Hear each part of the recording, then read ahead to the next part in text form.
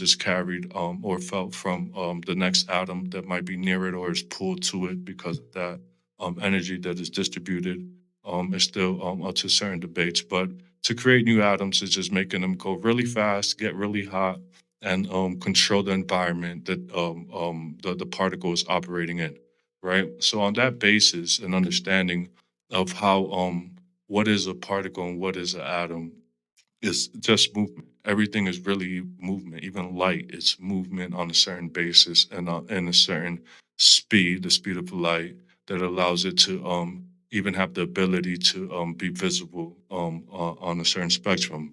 And then to move forward from that and to correlate that with machines and AI.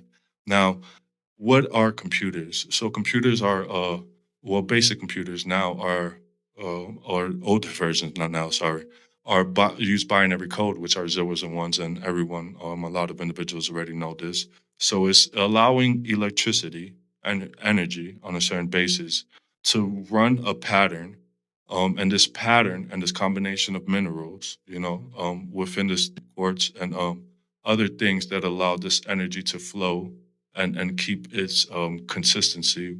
And of course, the patterns, the zeros and ones, the binary sequence, are are formulated in a way for us to understand information that we want to that is too large for us to do it on paper or within our mind. So we created a system that uses zeros and ones and uses electricity energy in a confined space and travels a track really fast and the zeros and ones are representations towards human information and we've oriented it to understand human information and that dynamic and then now building up into quantum and what is a qubit and understanding the difference between as the binary and how the zero and one now has the ability to be in this not a still state but a neutral state and become a zero and one, right?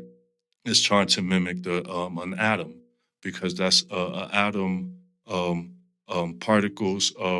It's, of course, through the observation, can change the outcome of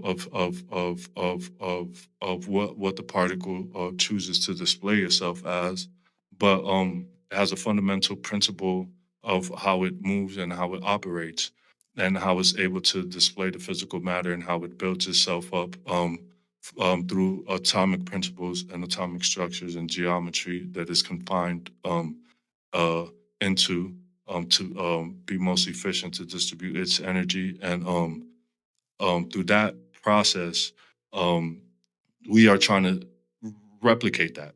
That doesn't mean that quantum computers are exactly how the universe completely operates. We're just trying to mimic that. But the energy and the source that we are using to mimic that, of course, is since everything is basis of movement, is figuring out the speed that the universe operates in, kind of right. And once you can figure out that speed, and if you can match that speed that kind of you can configure a system that can reflect, of course, the universe and the operations of atoms themselves. Because the interval between the qubit changing from a zero to a one or being in a still state has to happen and occur so fast that we can't